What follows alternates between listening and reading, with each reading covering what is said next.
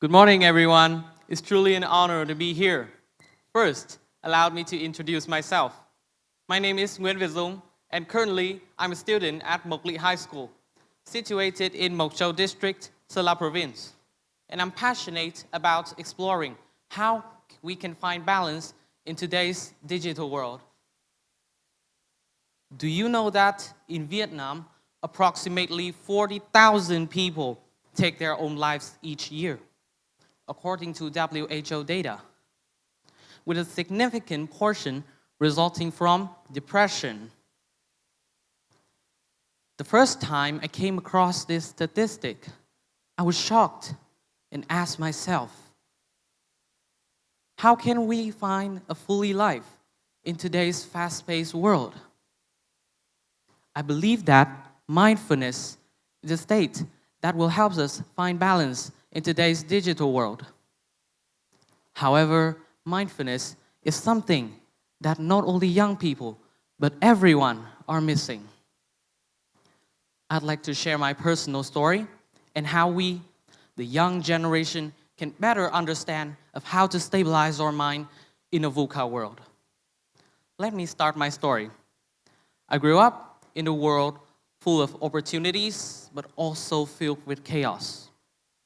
This is the era of VUCA, the terms that describe volatility, uncertainty, complexity, and ambiguity. I observed that adversities often brings out incredible resilience in people, acting as a turning point for their major change in life. However, to this day, I haven't faced any adversities that is big enough to force a drastic change in my life. I haven't dealt with financial hardships, family crisis, or even deep emotional trauma like many others. In fact, I and many young people are leading a life that others would dream of. This had led me to ask, if it's not adversities, so what do we, the young generation, need to overcome comfort? I've realized that my story isn't unique. Today's many young people are facing invisible pressures not from traditional adversities, but from technology. Personally, I spend a lot of time using electronic devices and social media. I often come across posts showing off academic achievement and high score on Facebook and Instagrams, which had led me to caught up in the phenomenon of social comparison.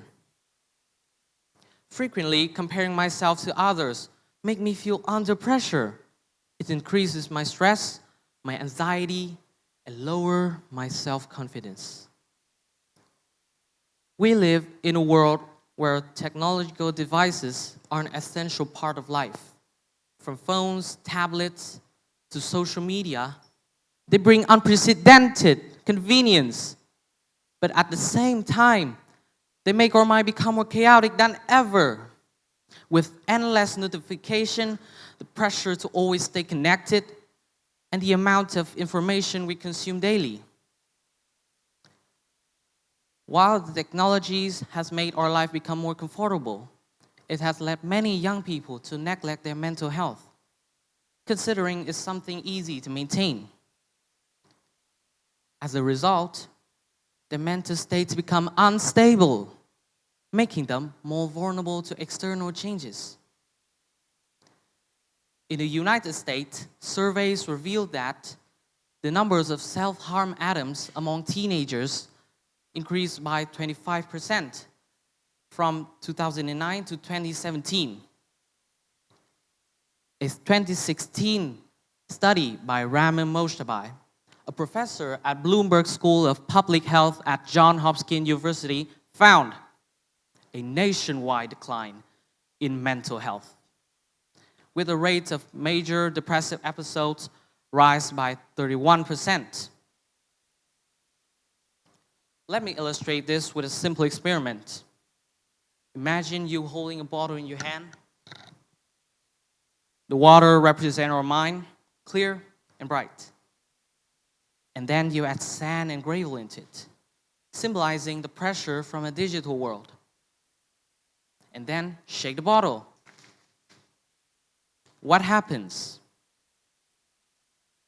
The water becomes cloudy, just like how pressure from a digital world make our mind become more chaotic. However, what if I let a bottle still? The waters become clear again. Mindfulness is a state that helps you quiet your mind, turn it back to zero, and digital detox. The greatest benefits I've found from mindfulness is that it fosters wisdom. While wisdom may sound mystical, it can simply understood as the ability to focus deeply and gain profound insight into the roots of any issue. So, how are mindfulness and wisdom connected? When we practice mindfulness, our mind becomes calmer. A calm mind is like when you're stopping scrolling endlessly on TikTok and refocusing.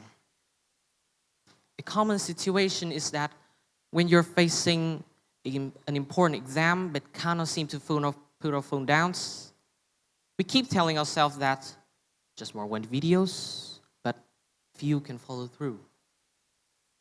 In that case, wisdom may have you pause and ask, what will happen if I keep scrolling on TikTok? What will be the consequences of failing this exam? From there, you can make more rational decisions and go back to your study. Stop scrolling endlessly on TikTok. Practicing mindfulness has various forms. Even when you're cooking with complete focus or when you're walking without chatting with anyone else, that's mindfulness. However, the most advanced form of mindfulness is meditation. When I meditate, I close my eye, loosen my body, quiet my mind, turn it back to nothing, and only focus on my breath. You may not know that if you focus solely on your breath, you inhale deeper and feel the energies your breath provides more vividly. The monk Ajahn once said, mindfulness nourishes wisdom. And I believe that in such a stressful world like today, mindfulness is something that not only young people, but everyone need. Tonight, set aside 5 minutes to practice mindfulness. You may be surprised as how it improves your sleep, your focus, and your life quality. Thank you. Well, hello everyone.